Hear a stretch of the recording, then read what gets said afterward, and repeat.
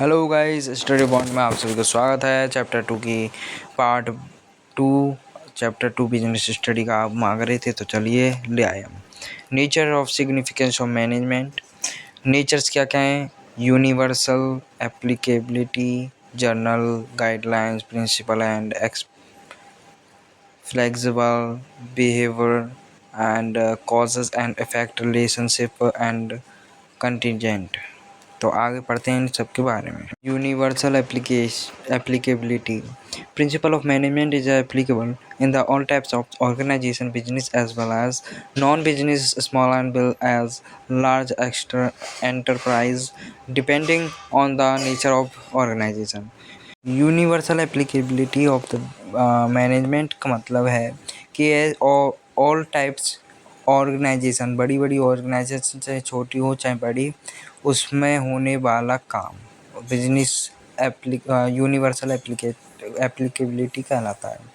General guidelines, they are the general guidelines to action what do not provide straight solution to the all managerial problems as the business situation are complex and dynamic. मतलब general guidelines वो है जिसमें अलग अलग प्रकार की विचार रहते हैं, और general guidelines provide straight not solution, मतलब कि अच्छा मतलब सॉल्यूशन दे। और ऑल मार्जिनल प्रॉब्लम है, बहुत बड़ी समस्या है जिससे बिजनेस सिचुएशंस को कंट्रोल कॉम्प्लेक्स और डायनेमिक होता है, बदलती रहती हैं।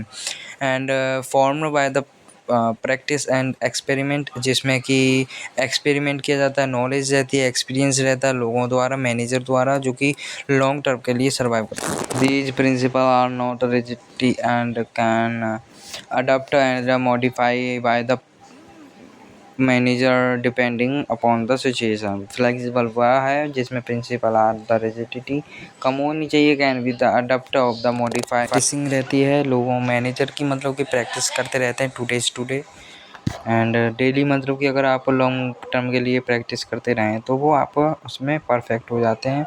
एंड मेनली बिहेवियर मतलब सिंस द प्रिंसिपल एम रहता है इन्फ्लुएंसिंग कॉम्प्लेक्स ह्यूमन बिहेवियर का, कैसा बिहेवियर है लोगों के प्रति, मैनेजर के प्रति, बॉस के प्रति। And causes and effective relationship, कैसा रिलेशनशिप रहता है। They are the intend to accessibility extensibles relationship between causes effect that they can be used of various situation रहती है। Contingent, their application depend upon the prevalence situation at a particular point of time. एक समय के लिए एक situation create हो जाती है, एप्लीकेबिलिटी डिपेंड्स रहता है, जिसके the application has the change by age पर द सिचुएशन के हिसाब से वो चेंज होती है। Contingents, the application depend upon the previous situation of the particular time. मैंने ये बता दिया, ये आपको 7 इम्पोर्टेंस है।